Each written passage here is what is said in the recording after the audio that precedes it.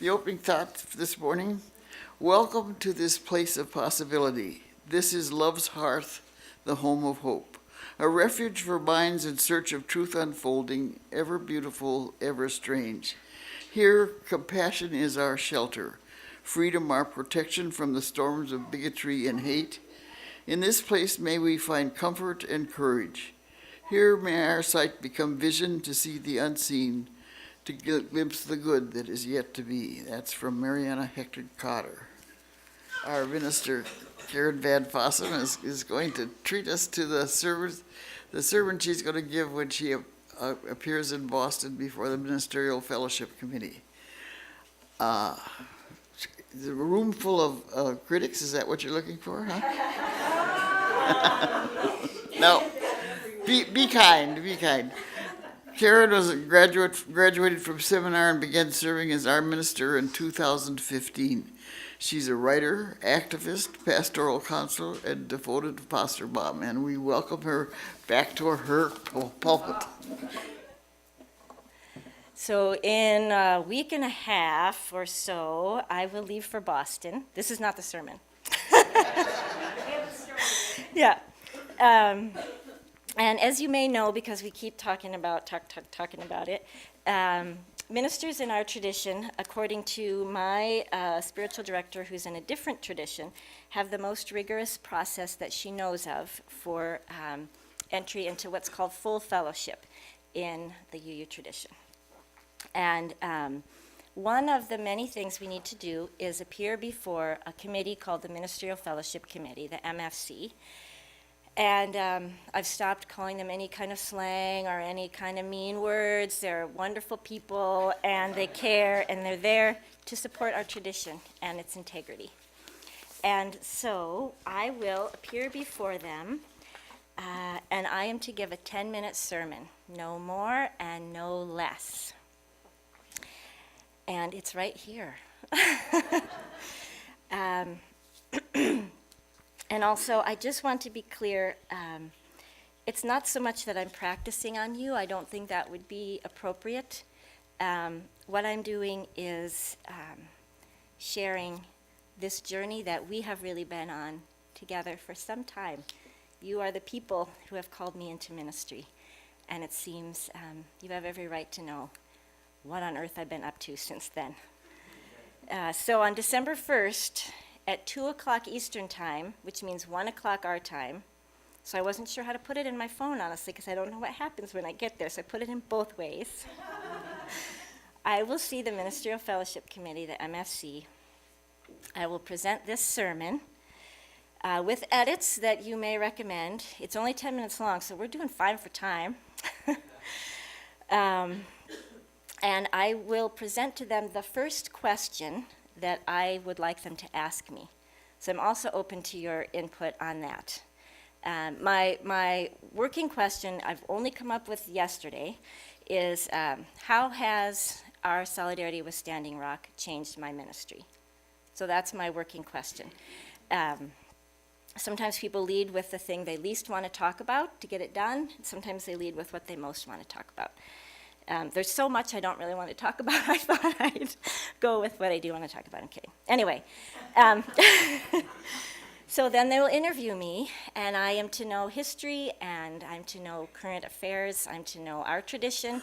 I'm to understand colonialism and racism and what to do about these things. And I'm to have an active spiritual life and be an all-around, human person. So, wish me luck on that last one.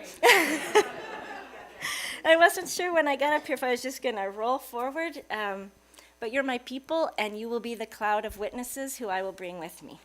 I've learned that the MFC is strictly informed not to really relate with me when I give the sermon. I'm not sure how I'm going to deal with that. That's my toughest thing, is how to relate with someone who's not with a crowd that's not sort of like you. So I'll be bringing you with me very tangibly. So I'm actively memorizing this moment right now. Around the sacred fire at Ocheti Shakoin Camp on December 4th of last year, near bundles of sage and well-worn cans, fresh with loose tobacco. Thousands of people from thousands of places had gathered at that gathering place where the Missouri and Cannonball rivers converge. They came to pray. They came at the invitation, the call of Chief Arvel Looking Horse, keeper of the white buffalo calf prayer bundle for Lakota, Dakota, and Nakota people. In Bismarck, that same Sunday morning, at the only UU church for hundreds of snow-swept miles, we made a sacred caravan, one car after another, after another, after another. We sang, "As I went down in the river to pray, studying about that good old way," all the way. In our journey toward the camp and the rivers and that fire. The trouble was, having been asked to co-organize the day's event, it was generally expected that I might show up at the day's event. Because of our congregation's position of solidarity, we were often honored to collaborate on interfaith events. This one was the most widely attended so far, coinciding with the famous day the veterans arrived, and we had been invited to share, or in our case, sing, the Unitarian Universalist prayer. But all those thousands of people, even as they carpooled, slowed us down. We inched and stopped on an endless stretch of snow and road and cars. I watched the minutes move faster than we could possibly move toward 9:50, 9:55, and 10 a.m., the beginning of the Interfaith Day of Prayer. By luck or by chance, we made our way through the welcoming gate at last and found a spot to stash the car. Then we ran, and I mean we ran, past the California kitchen, the giant dome, teepees, yurts, tents, porta potties, and people in thick, thick hats. I like to say that if you see me running, you better start running too, because something must be on fire. And we were we ever? We made our way into the layered crowd, electric with excitement. And I confess, we had just missed the opening words by Chief Arvel Looking Horse.